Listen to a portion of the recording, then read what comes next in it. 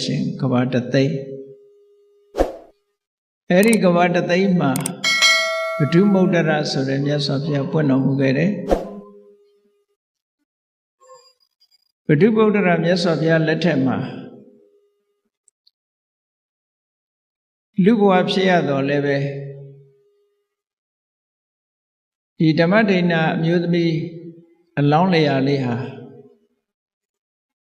သူတစ်ပါးရဲ့ကိစ္စဝိစ္စတွေကိုဆောင်ရွက်လုပ်ကင်ပေးရတဲ့အလုသမားဘဝ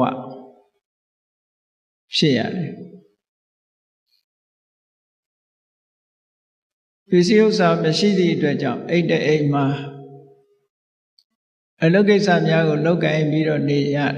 သို့တော်လည်းပဲ